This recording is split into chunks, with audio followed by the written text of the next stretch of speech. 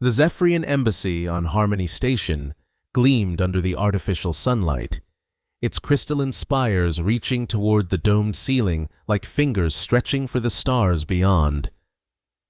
The grand reception hall had been prepared with meticulous care, vapor lamps adjusted to the precise humidity preferred by both human and Zephyrian respiratory systems.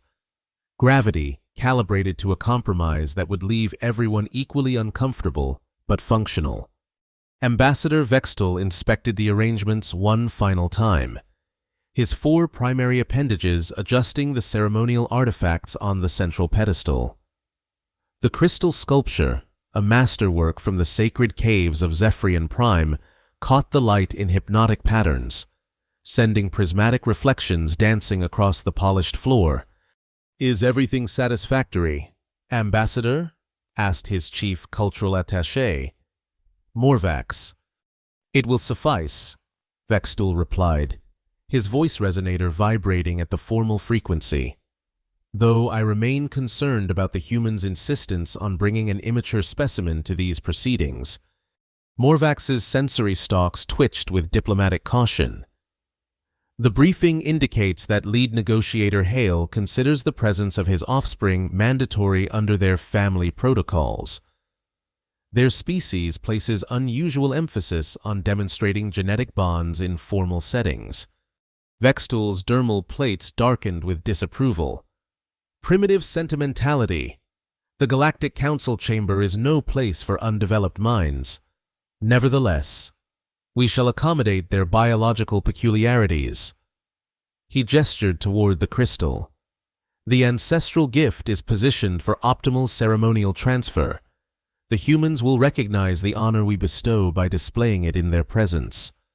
Throughout the embassy wing, Zephyrian staff finalized preparations.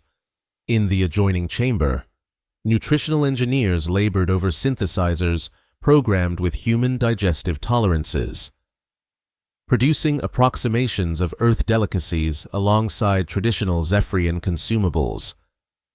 Security officers reviewed behavior protocols, diplomatic aides memorized greeting sequences, and environmental technicians added a final mist of ceremonial pheromones to the air scrubbers.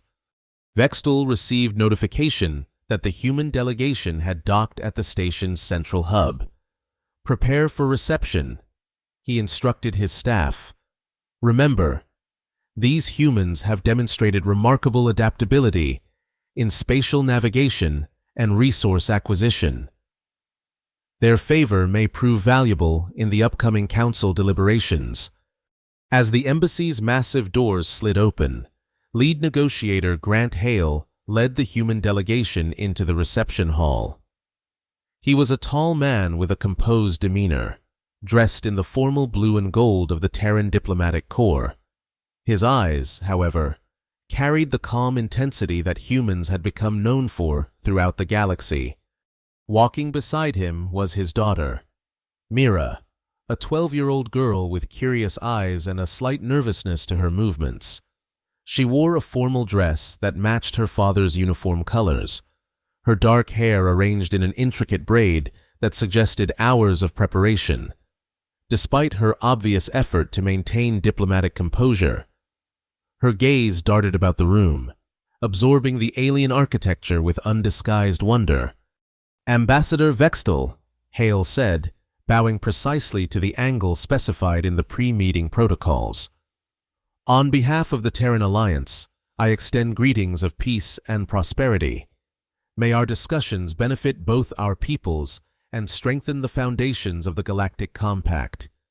Vextul extended his primary appendages in the traditional gesture of formal acknowledgement. "Negotiator Hale, Harmony Station welcomes you. The Zephyrian Confederacy anticipates productive exchange." His attention shifted to the small human. "You have brought your genetic successor." Hale placed a protective hand on his daughter's shoulder. "Yes, Ambassador, this is my daughter, Mira. In accordance with human diplomatic custom, she accompanies me as family representative for these historic negotiations."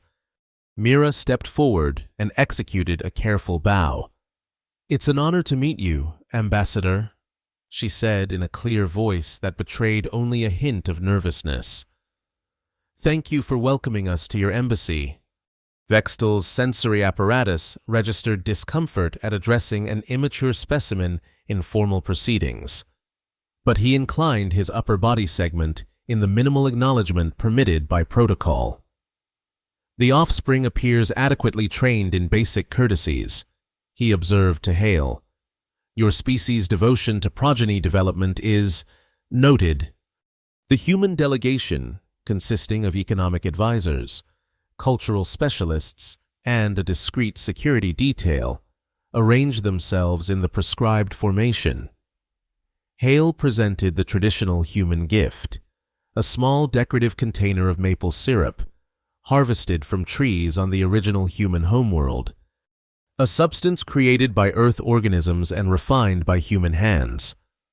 Hale explained, "On our world, it symbolizes the sweetness of cooperation and the patience required to create something of value." Vextel accepted the gift with appropriate ceremony, though his pheromone emissions registered mild confusion at the organic offering. The protocol officer discreetly transported it to the analysis chamber for toxicity screening, a standard procedure that both parties pretended was not occurring. "And now," Vextel announced, gesturing toward the gleaming crystal sculpture, "the Zephyrian Confederacy presents the Harmony Crystal. Excavated from the sacred mineral matrices of our ancestral caverns, it has been in diplomatic service for 17 generations and has witnessed 243 interstellar accords." The humans murmured appropriately, recognizing the significance of the gesture. Grant Hale stepped forward to examine the artifact with the prescribed expressions of admiration. Mira, following close behind. "It's beautiful," the girl whispered, leaning forward to see how the light played through the crystalline structure. "Dad, look how it changes colors when you move around it." "Yes, quite remarkable." Hale agreed, maintaining the formal distance specified for viewing ceremonial objects. What happened next occurred in slow motion, for all witnesses. Mira, entranced by the crystal's refraction patterns, took one step too close. Her formal shoe, unaccustomed to the slightly different gravitational pull of the station, caught on the edge of the platform. She stumbled forward, her small hand instinctively reaching out to catch herself. Her fingers brushed against the ancient crystal. For a terrible moment, the priceless artifact teetered on its pedestal. Then, with an almost musical tinkling sound, it toppled forward and shattered against the polished floor. Silence fell across the reception hall. Tiny crystal fragments scattered across the floor, each piece containing a fraction of the history and significance of the whole. Mira stood frozen, her face pale with horror at what she had done. "I'm sorry," she whispered, her voice barely audible in the terrible silence. "I didn't mean to—" Ambassador Vextel's reaction was instantaneous and visceral. His dermal plates flushed a deep crimson, his sensory stalks rigid with shock and outrage. In Zephyrian culture, the destruction of ceremonial artifacts was not merely an accident. It was a profound desecration that demanded immediate response. "Sacrilege!" he roared, the translator struggling to convey the full emotional content of the Zephyrian expression. 17 generations of diplomatic sanctity, destroyed by an undisciplined human larva. Before any of the human delegation could respond, Vextel raised his primary appendage and struck Mira across the face with a force that sent her stumbling backward. The slap echoed through the hall like a gunshot. For a single heartbeat, nobody moved. Mira's hand went to her cheek, her eyes wide with shock and pain. A red mark was already forming where the Zephyrian's appendage had made contact. Then everything happened at once. The human security chief, a compact woman who had been standing unobtrusively at the edge of the delegation, spoke 3 words into her communication device. Code Amber. Confirmed. Grant Hale swept forward, gathering his daughter into his arms and stepping back as the human security team formed a protective perimeter around them with practiced efficiency. Their hands moved to weapon holsters, but did not draw. Yet. "Ambassador," Hale said, his voice dangerously quiet, "you have just physically assaulted a human child under diplomatic protection. Do you understand what you have done?" Vexthal, still vibrating with outrage, drew himself up to his full height. The immature specimen destroyed a priceless cultural artifact. Discipline was required and administered according to Zephyrian custom. Throughout the embassy, alarm systems began to pulse with red light. Zephyrian security officers moved toward the central chamber, only to find the human security team already in defensive formation. The human security chief spoke again into her communicator, her voice calm but carrying an undertone of steel. "Enacting parental protocol. Alpha. Evacuation timeline. 120 seconds. Diplomatic immunity. Suspended." Across Harmony Station, automated systems registered unusual activity. Communication channels between the Zephyrian embassy and their homeworld suddenly encountered interference. Station-wide announcements indicated unexpected maintenance in the docking bays. And on the long-range scanners, several unidentified vessels appeared at the edge of detection range, their signatures masked, but their approach vectors unmistakable. Inside the embassy, the human security chief approached Grant Hale, keeping her voice low. "Sir, we need to move now. Transport is standing by." Haley nodded, still holding his daughter close. "Has her dad been notified?" The security chief allowed herself a small, grim smile. "Yes, sir. He's already on his way." Ambassador Vexthal, observing this exchange, felt the first stirrings of concern beneath his outrage. "What is happening? Who is this dad you refer to? The offspring clearly belongs to you, Negotiator Hale." "I'm her father," Hale confirmed, his eyes never leaving Vexthal's sensory cluster. "But her other father is Admiral James Parker, retired from active service but still commanding significant respect in the Terran Defense Fleet. And you just slapped his daughter." The color drained from Vexthal's dermal plates. "Admiral Parker, the human who led the Proxima Centauri defensive?" "The very same," Hale said quietly. "You have approximately 90 seconds before this situation escalates beyond your control." "Ambassador, I suggest you consider your next move carefully." In the Galactic Council chamber at the heart of Harmony Station, emergency protocols activated as holographic projections flickered to life around the central deliberation platform. Council representatives from 17 species materialized in their designated positions, many still adjusting their formal attire or expressing confusion at the unexpected summons. Councillor Thrace of the Arcturian Hegemony, current rotation chair of the Council, called the emergency session to order. "We have received alert notifications from both human and Zephyrian delegations regarding an incident at the Zephyrian embassy. Will the principals please identify themselves and state the nature of the diplomatic emergency?" The holographic projection of Ambassador Vexthal appeared first, his normally immaculate appearance now disheveled, sensory stalks quivering with agitation. "Honorable Council, I must report an act of cultural vandalism committed by the human delegation. A juvenile specimen destroyed a sacred artifact during formal presentation. Corrective action was taken in accordance with Zephyrian custom." Before Thrace could respond, another hologram materialized, not Grant Hale as expected, but a stern-faced human male in the formal uniform of the Terran Defense Fleet. His insignia indicated the rank of Admiral, though subtle differences suggested retired status. "Admiral James Parker, Terran Alliance." He introduced himself, his voice resonant with authority. "I am here to address the physical assault committed against my daughter, Mira Hale Parker, by Ambassador Vextel of the Zephyrian Confederacy." Murmurs rippled through the council chamber. Thrace raised a limb for silence. "Admiral Parker, we were expecting Negotiator Hale as the official representative. Negotiator Hale is currently ensuring our daughter receives medical attention." Parker interrupted.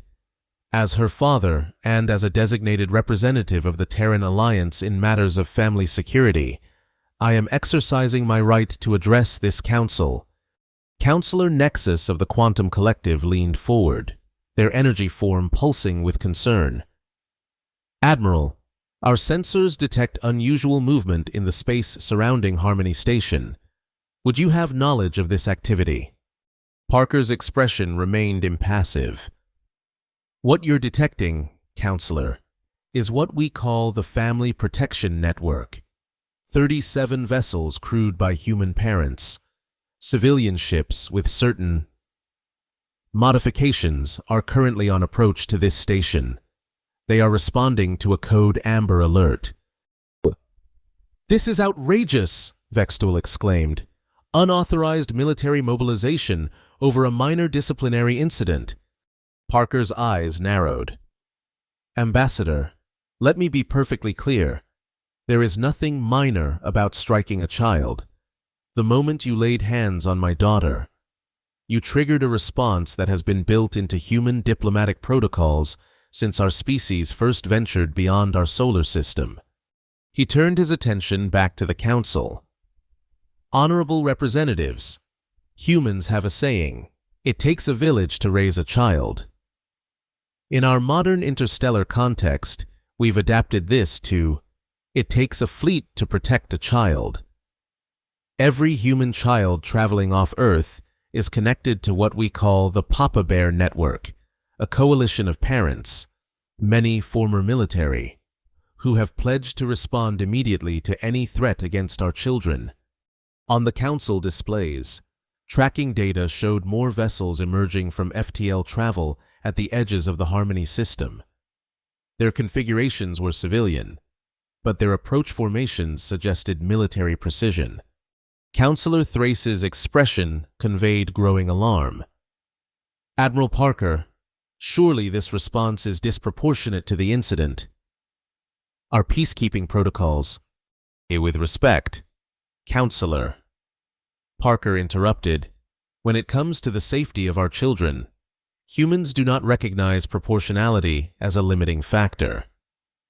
Ambassador Vextel struck my 12-year-old daughter across the face with enough force to leave a bruise. In human culture, and I believe in the ethical frameworks of many council species, this constitutes an unacceptable assault on a minor." Vextel's hologram flickered as he gesticulated with agitation. "The specimen damaged a sacred artifact. Zephyrian law permits corrective discipline of destructive entities." "My daughter has a name," Parker said coldly. "And no law, Zephyrian or galactic, permits the striking of a child. If such a provision exists in the Compact, the Terran Alliance formally requests its immediate revision." The council chamber erupted in overlapping voices as representatives debated jurisdiction, precedent, and the alarming military escalation occurring around the station. Through it all, Admiral Parker stood immobile, his expression unyielding. Counselor Nexus finally restored order. "Admiral, what precisely are you demanding as resolution to this incident?" "3 things," Parker replied promptly.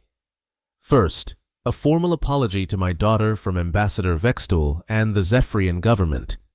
Second, the immediate adoption of universal minor protection protocols across all Galactic Council species and territories. And third, the establishment of clear consequences for any violation of those protections." Vextel's sensory stalks writhed in indignation. "This is diplomatic extortion. The humans cannot impose their cultural standards on the galactic community through threat of force. I disagree. Ambassador, came a new voice as another hologram materialized, a Draxian representative, their crystalline form glittering with emphasis patterns. The protection of immature specimens is not uniquely human. Many species recognize the moral imperative to safeguard developing consciousness. Other council members joined the discussion, some supporting the human position, others expressing concern about the precedent of military pressure influencing council decisions. Through it all, the number of human vessels converging on Harmony Station continued to increase. Parker allowed the debate to continue for several minutes before speaking again. Honored Council, perhaps hearing from the affected party, would clarify matters. With your permission? At Thrace's hesitant nod, Parker's hologram was joined by a smaller one, Mira, still in her formal dress, the mark on her cheek now covered with a medical patch. She stood straight, though her hands trembled slightly. "Hello?" she said, her voice small but steady in the Grand Council chamber. "My name is Mira Hale Parker. I'm 12 years old, and I'm a student at the Interspecies Academy on New Terra." She paused, gathering her courage. "I want to say that I'm very sorry for breaking the crystal. It was an accident, but I understand it was important, and I feel terrible about it." Her sincerity was palpable, causing several council members to shift uncomfortably. "After I broke it, Ambassador Vextel hit me," she continued. "It hurt, but what scared me more was that none of the other Zephyrians seemed surprised. They acted like hitting kids was normal." She looked directly at Vextel's hologram. "Is it normal to hit children where you come from, Ambassador?" The chamber fell silent. Vextel's dermal plates had paled to an ashen gray, his posture now defensive rather than indignant. "Our disciplinary customs differ from human standards," he said finally. "Physical correction of disruptive behavior is considered appropriate in Zephyrian culture." Parker's expression hardened further. "And therein lies the problem. Across human history, we've learned, often painfully, that violence against children is never justified. Regardless of cultural context, this isn't about imposing human values. It's about establishing a universal baseline for the protection of the most vulnerable sentients in our galactic community." As the Council deliberated, the situation outside the station continued to evolve. The human vessels had taken up position in a loose sphere around Harmony Station, not threatening, but unmistakably present. Station security reported that the human diplomatic contingent had relocated to their embassy section, where additional human civilians, many identified as parents of other children on the station, had gathered in a show of solidarity. Meanwhile, in separate communication channels, Terran Defense Fleet representatives were engaging with their Zephyrian counterparts in what diplomatic records would later describe as frank and productive discussions about mutual security concerns. After 4 hours of intense debate, the Council reached its decision. The Galactic Council has deliberated on the incident between Ambassador Vextel and minor Mira Hale Parker. Councillor Thrace announced, "We recognize both the cultural significance of the damaged Zephyrian artifact and the seriousness of physical action taken against a minor.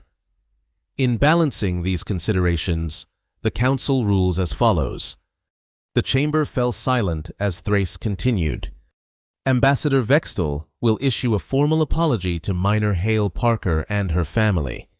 The Zephyrian Confederacy will contribute to educational programs about interspecies cultural differences, and most significantly, the Council hereby establishes a committee to draft universal minor protection protocols, to be ratified by all member species within one standard cycle."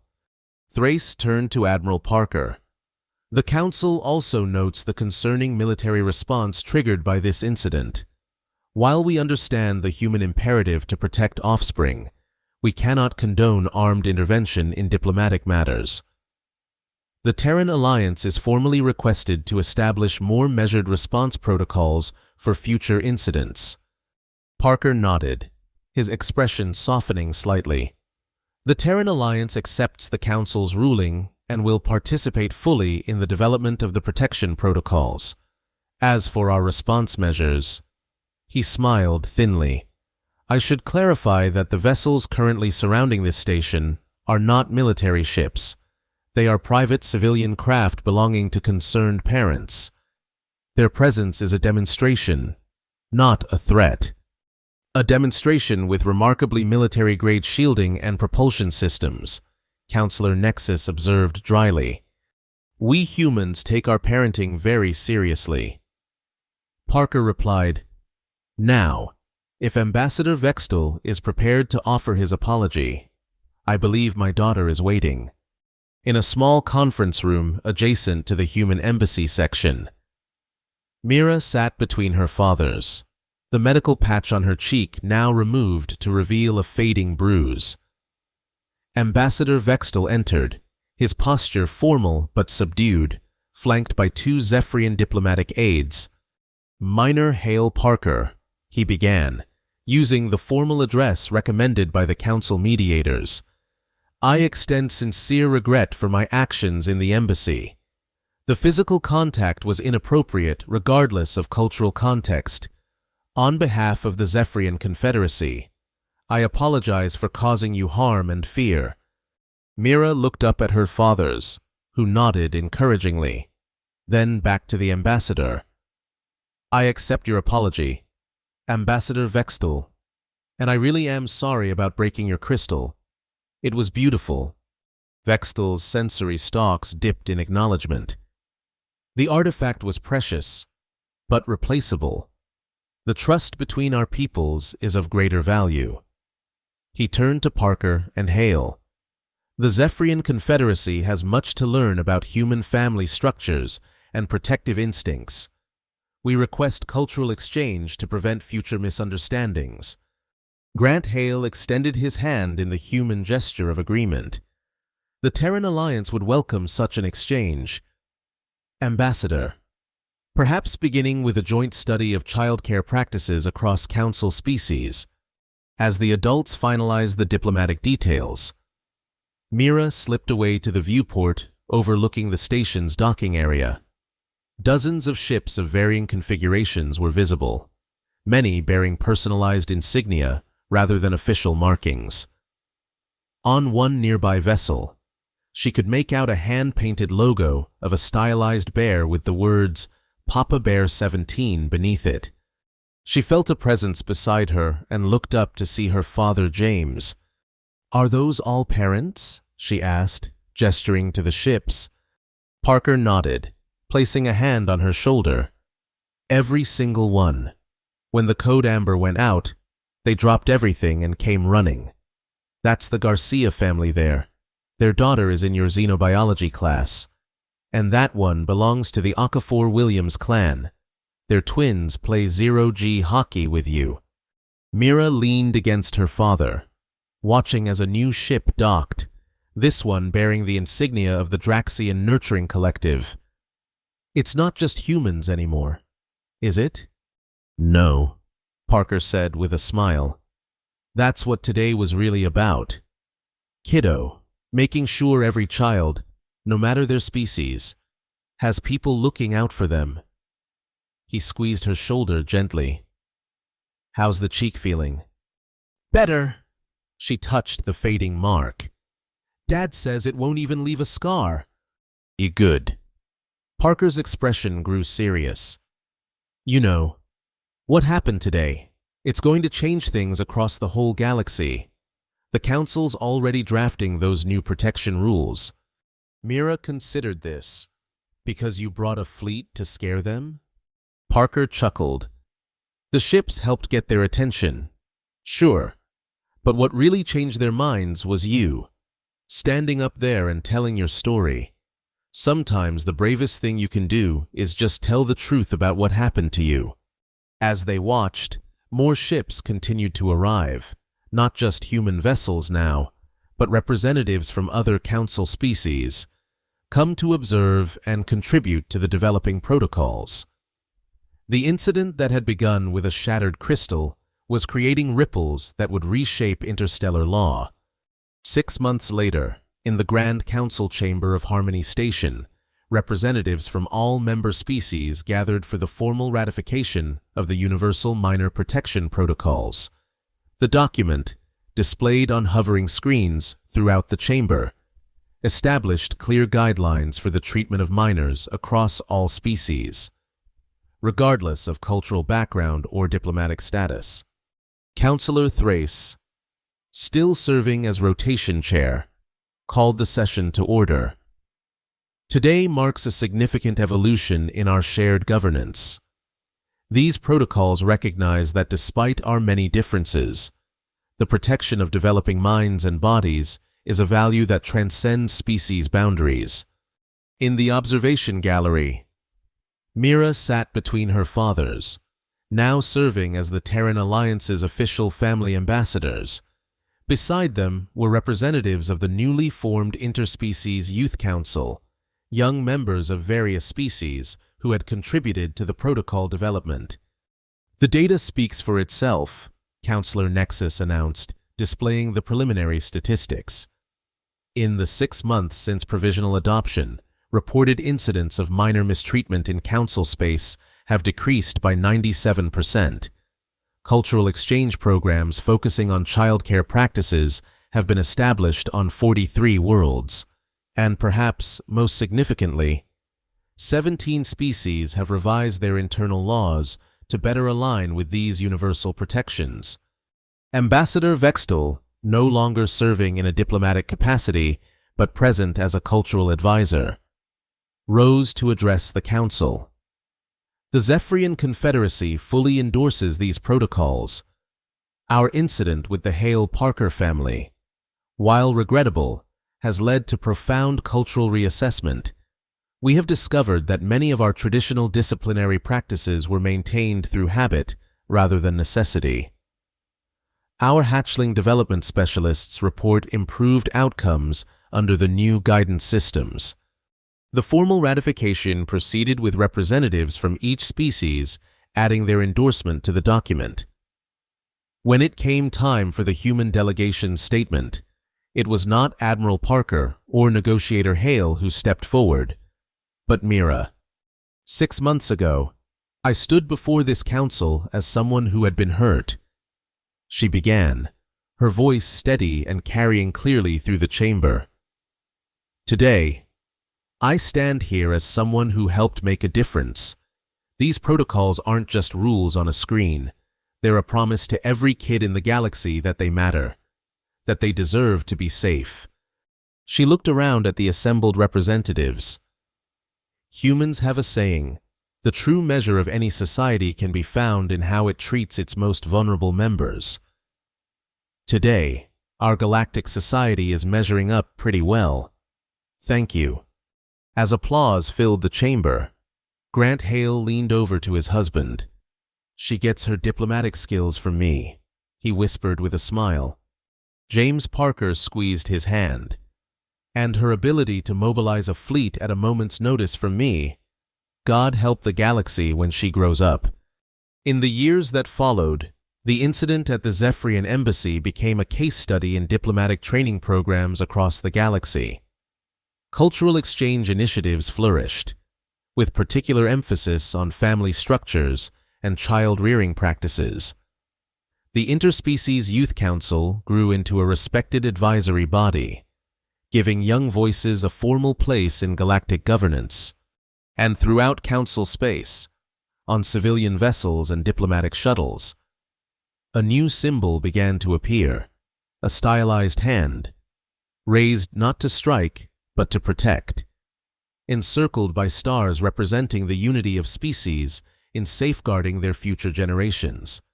On her 18th birthday, as Mira prepared to enter the Galactic Diplomatic Academy, she received a package from an unexpected source. Inside was a small crystal sculpture, newly created but in the ancient Zephyrian tradition, with a note from former ambassador Vextul to Mira Hale Parker, whose accidental breaking of one tradition led to the creation of a better one. May your path through the stars be peaceful, and may all children walk it safely because of what began with you. She placed the crystal on her desk, where the light caught it just so, sending rainbow patterns dancing across the walls of her room, a reminder that sometimes the most profound changes begin with a single, unintended moment, and the courage to ensure it never happens again.